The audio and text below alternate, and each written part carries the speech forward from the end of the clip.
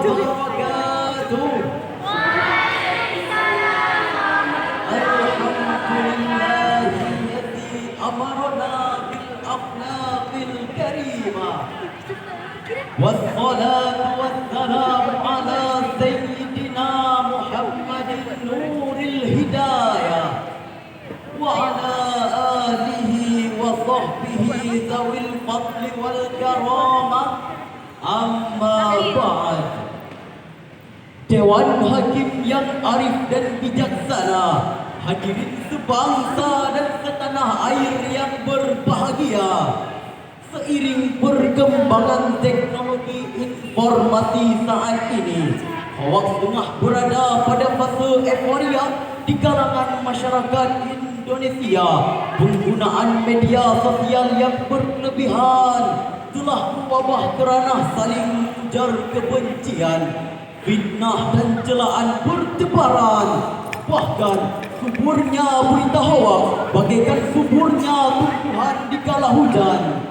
Kementerian Komunikasi dan Informatika Republik Indonesia merilis data sejak Agustus 2018 sampai dengan Maret 2023. Kominfo menemukan 11.357 isu hoaks yang tersebar di berbagai media. Sungguh menyedihkan, memilukan, dan memalukan. Berita fitnah bergelar hoaks ini telah dikonsumsi oleh siapa saja, bukan hanya masyarakat awam. Kaum intelektual pun terjebak informasi dusta. Hadirin, akhir-akhir ini fitnah, ghibah dan hoaks dikemas dengan sangat atraktif dan menarik, lalu diekspos secara terus-menerus ke media sosial. Alhasil, kita sulit membedakan antara yang benar dan yang salah, antara hoaks dan realita, sehingga lahirlah perselisihan antar warga. Munculnya sikap rasisme Buddha, Tawuran remaja membudaya, bahkan saling curiga antar sesama. betul hadirin, kami dengan visi tersebut, izinkan kami 3 serangkai untuk mencoba mengurai persoalan negeri, bertabayun mencari solusi dengan menawarkan konsep Islami dengan judul syarahan Qurani, Upaya menyikapi berita hoaks di media sosial dalam perspektif Al-Quran. Al-Quran Surah Al-Hujurat ayat 6 sebagai berikut. A'udzu billahi minasy syaithanir rajim. Bismillahirrahmanirrahim.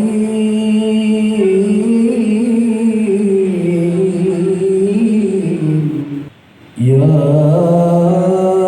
ayyuhalladzina amanu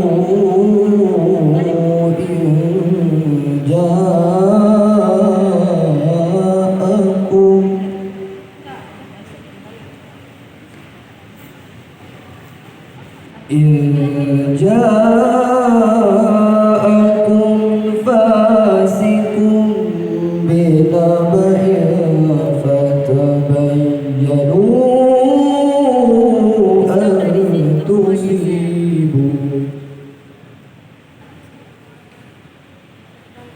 an tusibu qauman bijalatin fatusbihu ala ma fa'altum nadimin. Aku berlindung kepada Allah. Kau jangan situ. Yang menyebut nama Allah yang Maha Pengasih, Maha Penyayang.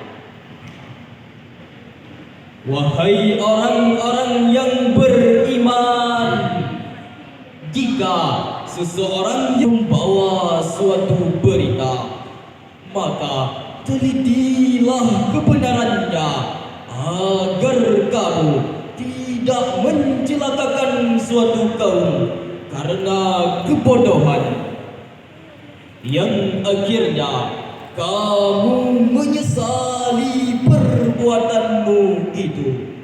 Dewan Hakim, hadirin yang kami muliakan, asbabun nuzul ayat tersebut menurut Imam Tabrani berkenaan dengan berita bohong yang disampaikan oleh Walid ibnu Utbah kepada Rasulullah. Ya Rasul, tahukah kamu bahwa istri dengan Sufwan mendengar berita tersebut? Rasul marah dan mengucilkan Aisyah sampai 3 hari. Tatkala itu datanglah malaikat Jibril menasihati Rasul dan menurunkan Al-Quran surah Al-Hujurat ayat 6 ini.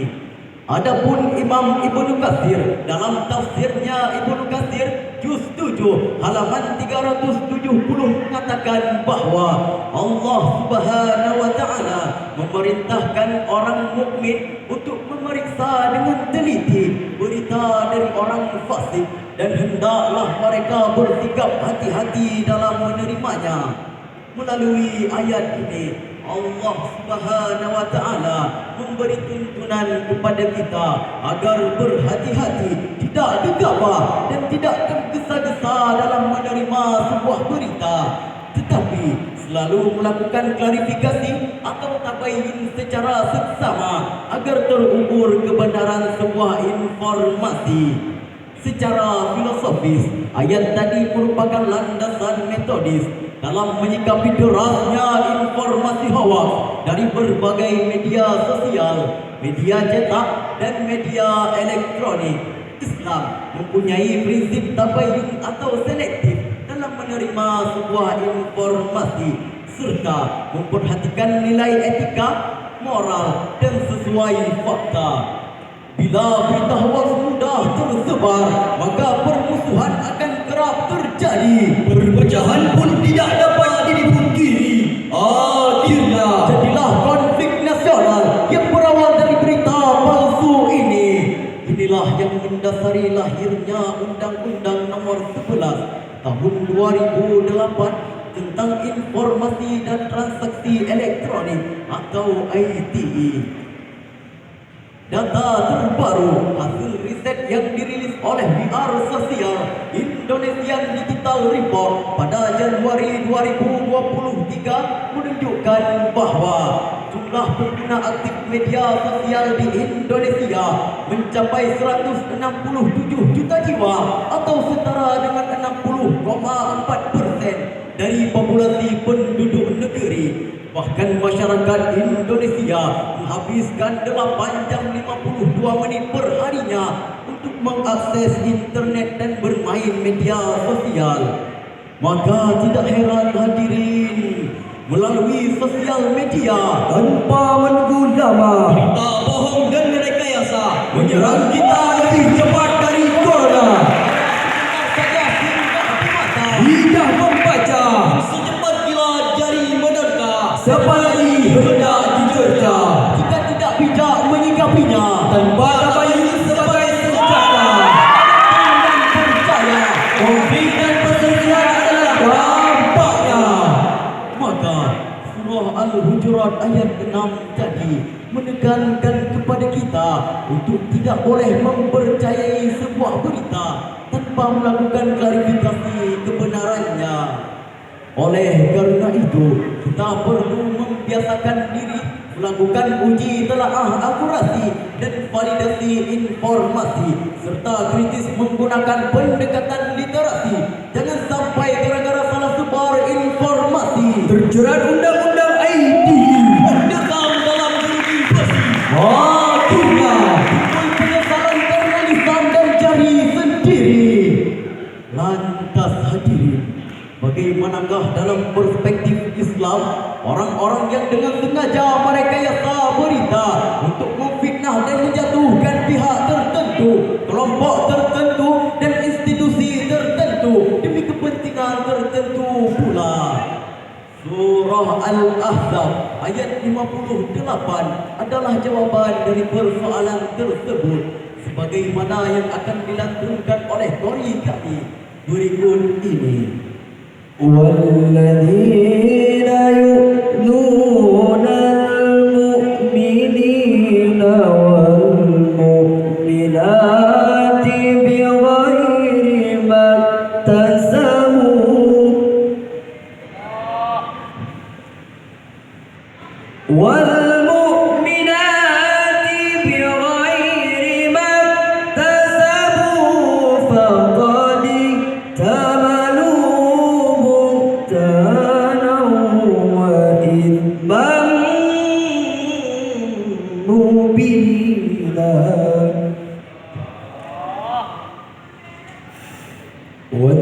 والمؤمنات بغير ما اكتسبوا فقد احتملوا بهتانا وإثما مبينا صدق الله العظيم. Dan orang-orang yang menyakiti orang-orang mukmin, laki-laki dan perempuan, tanpa ada kesalahan yang mereka perbuat, maka sungguh mereka telah memikul kebohongan dan dosa yang nyata. Maha benar Allah yang Maha Agung atas segala firman-Nya. Dewan Hakim, hadirin yang kami muliakan, Syekh Mustafa Al-Maraghi dalam tafsirnya Al-Maraghi jilid 8 halaman 23 menjelaskan maksud ayat tadi bahawa orang-orang yang menisbatkan sesuatu kepada orang mukmin, baik laki-laki maupun perempuan, yang mereka tidak melakukannya, maka telah melakukan kebohongan dan dosa yang nyata. Hadirin yang berbahagia, kita saat ini menyaksikan betapa dahsyatnya rekayasa berita memfitnah pihak-pihak tertentu yang kemudian disebarluaskan ke berbagai media massa, termasuk berita bohong untuk menjelek-jelekkan pemimpin agar rakyatnya terpedaya dan tidak menyukainya. Bahkan yang lebih mengerikan, hadirin, di mana merekayasa informasi telah menjadi sebuah profesi yang dihargai dengan bayaran yang tinggi.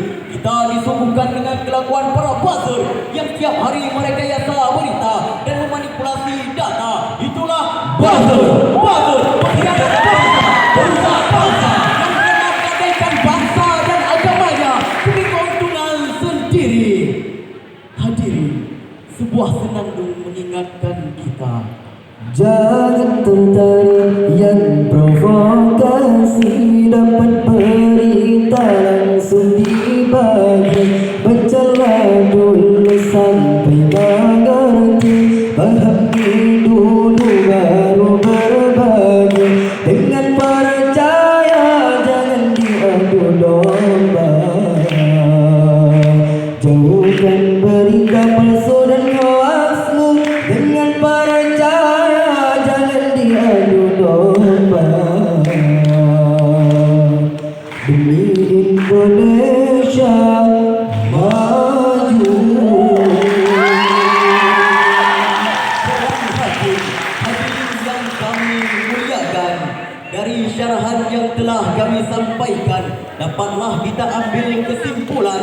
Pertama, Islam telah mengajarkan landasan etika dalam berkomunikasi, baik secara langsung maupun melalui media sosial. Maka bertabayun dan klarifikasi agar terhindar dari berita hoax yang tidak terpuji. Kedua, marilah kita siapkan generasi Islam yang siap berdakwah melalui media sosial dalam mengkonter berita hoax dan konten-konten negatif. Penutup kata, pantun Karmina, jauhi kebohongan, paham perusak bangsa, tingkatkan kejujuran, Indonesia sejahtera. Pohon dadap di tepi taman, mohon maaf atas segala kekurangan. Wabillahi taufiq wal hidayah, waridha wal inayah. Assalamualaikum warahmatullahi warahmatullahi wabarakatuh.